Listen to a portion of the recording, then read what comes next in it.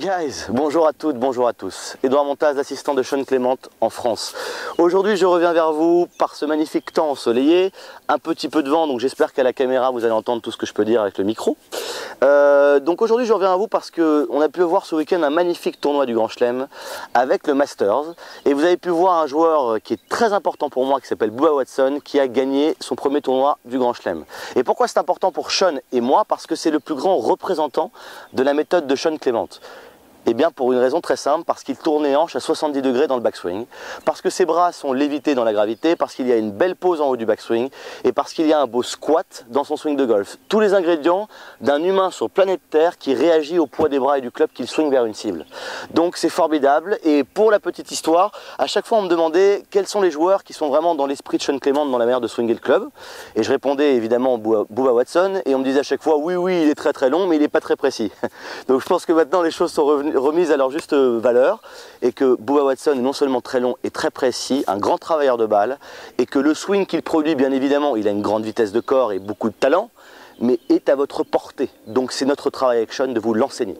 Sans plus attendre, on va reparler justement des hanches dans le swing de golf. On a pu comprendre qu'on voulait rester au maximum centré dans le swing de golf. Pour être centré, vu que les bras, donc le bras gauche pèse 9% du poids du corps, le bras droit pèse 9% du poids du corps, plus le club. Donc vous avez 18% du poids du corps et des bras, du poids du corps plus le club, qui pend devant vous. Ça veut donc dire que si vous voulez rester totalement centré dans votre swing de golf, lorsque vos deux bras et votre club vont dans le backswing, quelque chose d'autre doit contrebalancer les bras. Et ça s'appelle le postérieur. Sauf que, lorsque vous tournez vraiment le postérieur dans la méthode de Sean Clément en réaction au poids des bras, vous allez avoir des sensations très spéciales pour ceux qui ont la tendance de résister un peu avec le bas du corps. Je m'explique. Si je commence par l'exercice des pieds joints, vous avez pu voir ma vidéo dessus, j'ai donc les deux pieds joints, les deux bras et le club qui pendent, et je fais un beau backswing. Vous pouvez observer que mon postérieur va vraiment vers la cible, et donc que ma fesse gauche est vraiment devant mon pied gauche. Donc la sensation que j'ai l'impression d'avoir, c'est ça. Sauf que quand vous voyez le résultat devant la caméra, vous voyez un beau backswing bien centré. Si mon postérieur tourne dans le bon sens et de la bonne manière, naturellement, je vais sentir mes bras qui sont lévités, qui ne peuvent rester que devant moi. Donc pour la plupart d'entre vous qui avez l'habitude d'avoir les bras un peu derrière et qui essaient de comprendre pourquoi les bras tombent derrière, c'est parce que vous ne tournez pas les hanches assez tôt dans le backswing. Vous devez sentir que dès le démarrage, tout tourne ensemble. Dès que mes bras vont d'un côté et mon club, le postérieur contrebalance. Les bras reviennent devant. Le postérieur est derrière pour contrebalancer le poids des bras. Les bras sont catapultés vers la cible. Le postérieur est derrière pour pouvoir contrebalancer tout ça. Donc ma plateforme est totalement solide et je suis capable de créer de la vitesse par le poids du postérieur. Si maintenant on revient au one leg drill, exercice sur une jambe, je recule mon pied droit, ma tête légèrement contre le côté gauche et j'effectue un beau backswing. Regardez comme mon genou gauche s'allonge, comme sur le Fit Together Drill. Regardez comme mon postérieur est devant ma fesse gauche. Totalement. Si là je fais le backswing un petit peu, on va dire conventionnel, et que je tourne les hanches à droite, vous voyez que ma fesse gauche est toujours à l'intérieur du pied, donc ce n'est pas bon. Je veux vraiment sentir que mon postérieur va vers la cible. Et quand on arrive maintenant sur les deux pieds écartés, donc là on rajoute un peu de tilt, donc la tête derrière la balle, vous savez maintenant qu'il faut un axe descend pour pouvoir libérer une action vers la cible, une inclinaison juste. Donc ma tête est derrière, tout est contre le côté gauche, 70% du poids est là, 30% du poids ici. Et je fais un beau backswing. Et regardez comme le postérieur va vraiment vers la cible. Donc quand vous allez effectuer cette rotation en réaction au poids des bras, vous aurez vraiment l'impression, je le répète, d'être là. C'est une impression, d'accord?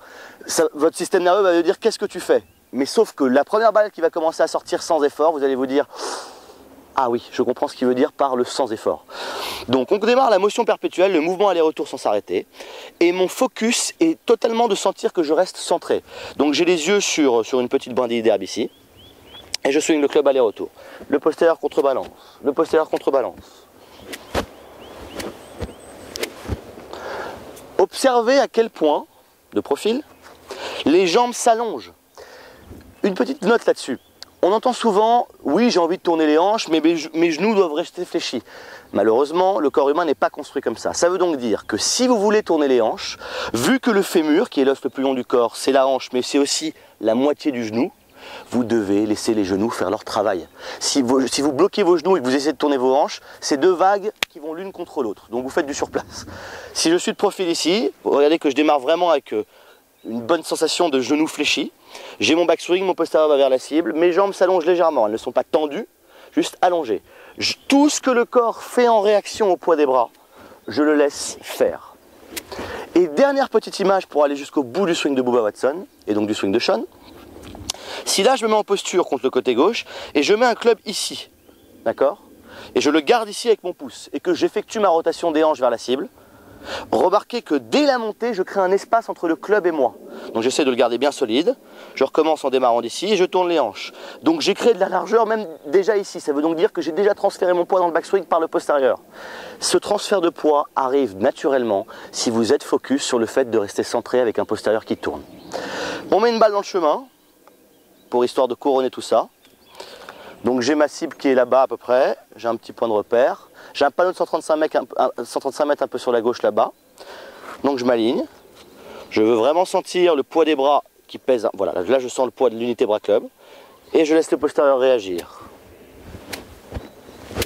Parfait. Je me sens totalement centré. J'avance à la balle. Mes yeux sont fixes, mon focus est bien là. Et je laisse le postérieur catapulter mes bras vers la cible. Ni plus, ni moins. Sans effort, sans effort. J'en profite si ça vous ennuie pas. Ah, fantastique. J'ai l'impression de gagner le Masters. Allez, à très bientôt sur YouTube. N'hésitez pas à me poser des questions. Et on se retrouve très très vite.